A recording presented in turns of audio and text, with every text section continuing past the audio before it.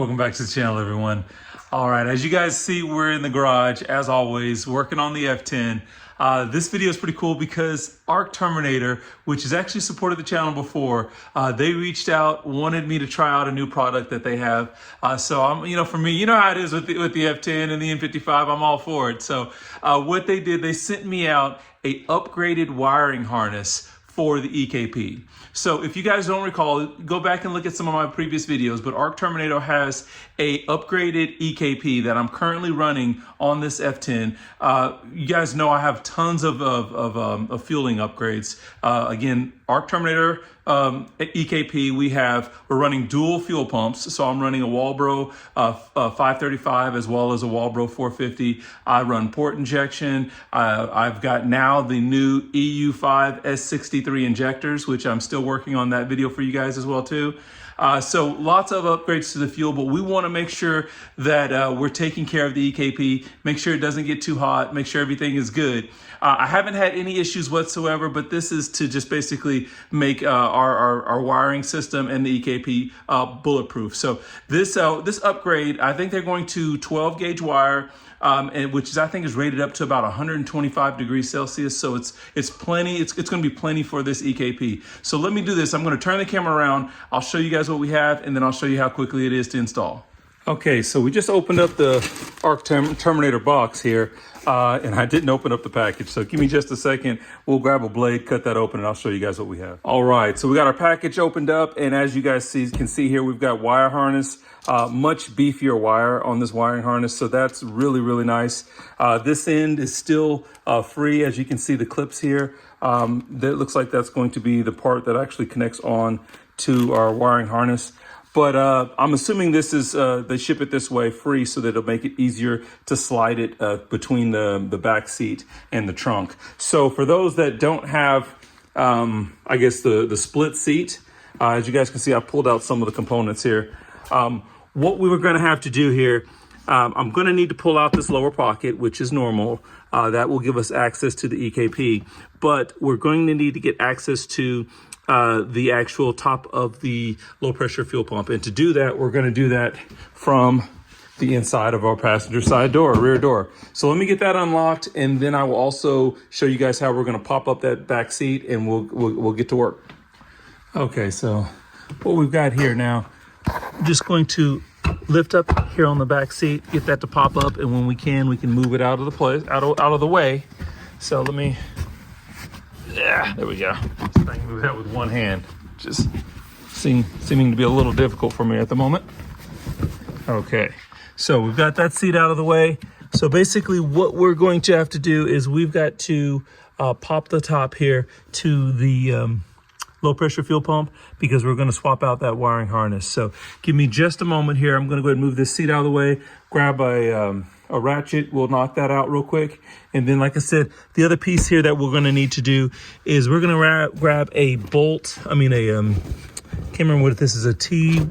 I'll have to figure out which torques we need to loosen the bolt to be able to lift up this rear portion of the seat so we can slide our wiring through. So let me work on that real quick. I'll be right back with you guys. Okay, just to show you guys, I've made a little slight change of plan. As we know, these are the wires that we're replacing. This braided wire that actually goes down with a big power wire down underneath the floor of the trunk. And then what we've done here is we've popped this open, and what you'll see is that wire is actually coming through underneath, through the, like I said, underneath, between the trunk bottom and the fuel cell. But what I am actually going to do, as opposed to having to try to run it through there, I'm just going to lift up this back seat, because I've already taken that bolt out, which is this bolt right here. I believe that was like a T50, and that's that black bolt sitting there.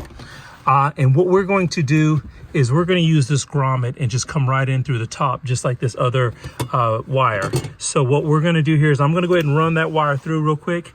That shouldn't take me long. And then I will be back with you guys here shortly. One quick thing is we pull this, let's see, got this pocket moved. So the other thing I was going to show you here is this black wire, or this black connector here, is the one we're replacing. You see, that is the braided wire connector. So that here, if we just press and pull, that popped right out. that is actually the wire that's being replaced. Really, there's no reason to actually pull it if you don't want to. So I think I'm just gonna leave mine hanging right there, but I will run the new wire again, just right there through the crease of the seat. So I will show that to you guys in just a moment. And I apologize, guys. I know I don't have a lot of light here, but what I'm doing right now is I've split this little grommet a little bit here just to make it, just open it up a little bit longer. Pull this wire, which is actually a wire that's coming down here. I've pulled it pretty far back on the grommet. And what I'm going to do now, because this connector I don't want to have to worry about disconnecting at the moment, I'm basically just going to tape these wires here just using some electrical tape and then pull them through the grommet. And that way, just an easy way to do that, I can pull the rest of that wire through so that it's not something that's dangling. So give me just a second. I'll show you guys what the results of that look like. All right, so hopefully this is showing up here, but like I said, just got that wire pulled through. Those are my little taped wire here. You can see the red and black on the other side. So now I can just kind of peel this off or cut it off. Give me just a moment, I'll do that. And then we'll pull the rest of this wire through, and then we'll show you how we're just gonna hide it underneath the seat and go right into the trunk. Okay guys, so I've got my wiring now ran through the grommet. It took me a little bit longer because I also wanted to run my positive negative lines for the dual pump. I didn't do that properly the first time, so I went ahead and made sure that it was done this time. So that's now complete. We can go ahead and button this back up, so I'll do that. But this is my other end. This lead is now gonna go through the trunk, and I'm just gonna basically, if you guys can see this, I'm just basically gonna lift this seat because this bolt here has been removed right there. If you see that, that's already gone. Now I can lift this seat up some and be able to slide that through. So I'm gonna do that here, and then I'll be back with you guys here shortly. Okay, so we've got all that wrapped up. As you guys can see, I've got my cable now pulled through. So this is the cable for that's actually replacing our connection here, which is this one here.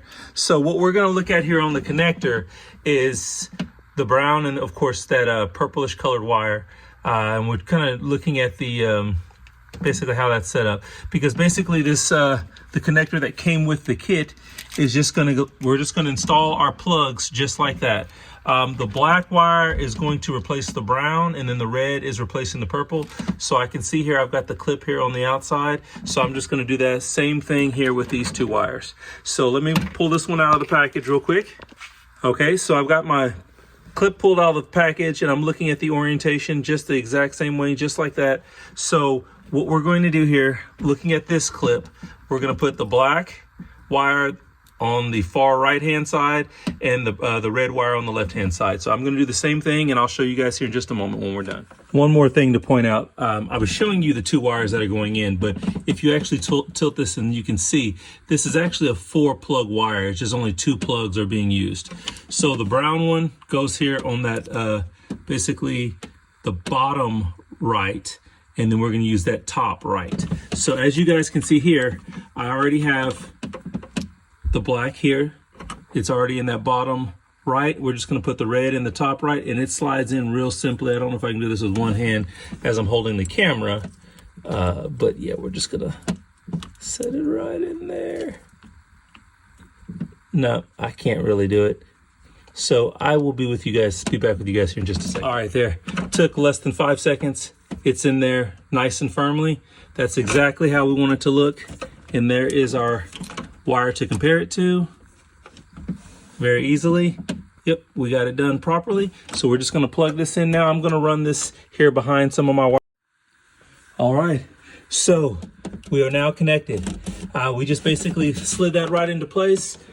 We are connected. We are good to go.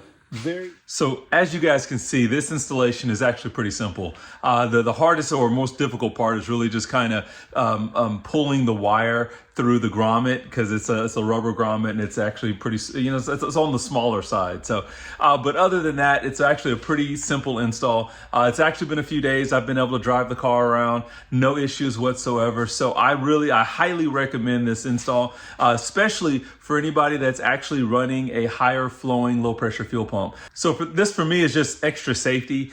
So because it's actually going to reduce the possibility of having those higher temperatures flowing through the wire because of the higher amp draw. So definitely something that you want to do if you're really planning on pushing your car. So, but guys, if this is your first time to the channel, guys, make sure you like and subscribe. Have lots of content out there for the F10. Actually have some for the G05 as well too. But guys, be safe. We'll catch you guys in the next video.